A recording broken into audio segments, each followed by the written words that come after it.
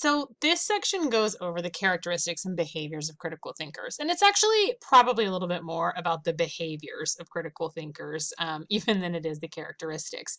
A lot of this focuses on one of the characteristics of a critical thinker, which is being open-minded. And that sounds like one of those things that we say frequently, like, oh, they're very open-minded.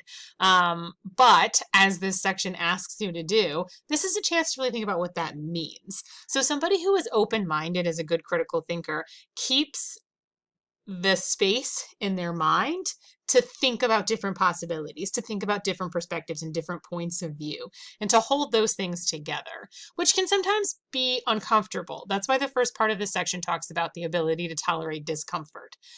One of the things that this section is really going into is the fact that in order to be a good critical thinker, you have to examine everything, including things that you may never have thought to examine before, including things that you've taken for granted or just assumed were a certain way. So that's part of the idea of being a critical thinker, keeping an openness to really examining the different points of view that exist in the world.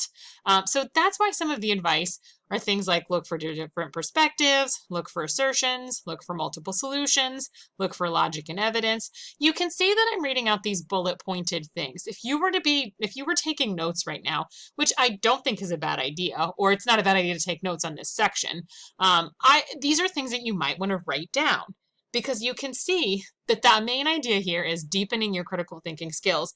And some ways that this is advising us to do that is by doing things like looking at different perspectives, seeking out different perspectives. If you have an issue that you feel incredibly strongly about, sometimes it's a good idea to see what the other side thinks and why.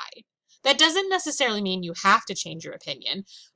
It doesn't necessarily mean that you won't change your opinion. A good critical thinker is curious about why the other side thinks what they think and why, and wants to take it all in and make sure that the reason they believe what they believe is based on things like logic and evidence.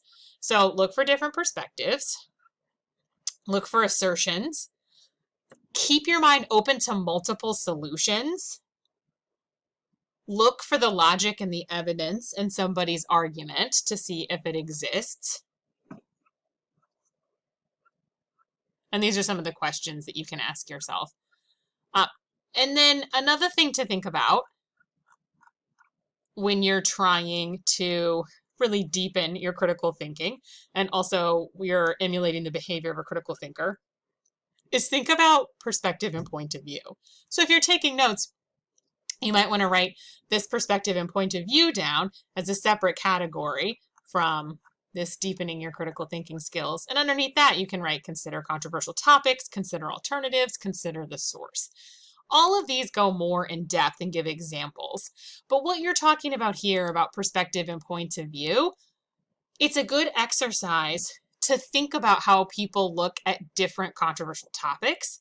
It's a good idea to keep your mind open to alternatives. And when you're thinking about perspective and point of view, it's a good idea to think about what the source is. And that's something we're going to focus on a lot in this class, particularly when we start evaluating for CRAP, which is an acronym that allows us to determine if a source that we're reading is a strong one. So think about where the information is coming from. Under building critical thinking skills, that's another big major category if you were taking notes. You might want to write some of these pieces of advice, like define terms, understand before criticizing, be willing to be uncertain, write about it. The first step, and these I would say are in order, the first step is to make sure you really know what you're talking about. Just like I said, well, it's a good idea to be open-minded. We say that phrase a lot. What does that actually mean? When we say, oh, that person's open-minded, what does that actually mean? To actively be open-minded means to keep other possibilities in your head, instead of sort of saying like, oh, well, I believe this, so I don't need to listen to that. Somebody who's open-minded is able to listen to other points of view. To be clear, that doesn't mean you always have to agree with other points of view.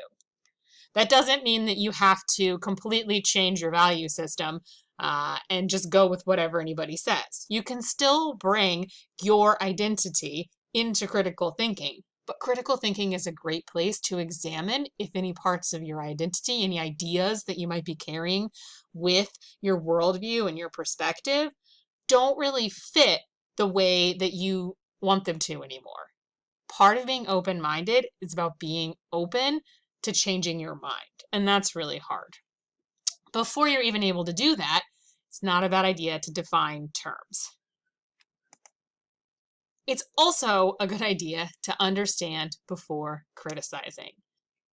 This is what you'll want to do when you research a paper.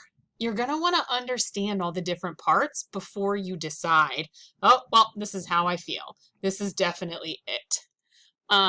If you can't do that with a topic, that's a really good indicator that maybe it's a topic that you need to explore outside of a research paper setting, and try working on opening your mind. Be willing to be uncertain. You are able to say, I'm not sure yet. It is courageous and unusual to take the time to pause, look, and examine and be thoughtful. You are totally allowed to be uncertain. And then another tip that they have is to write about it. So that's a kind of breakdown of this little section.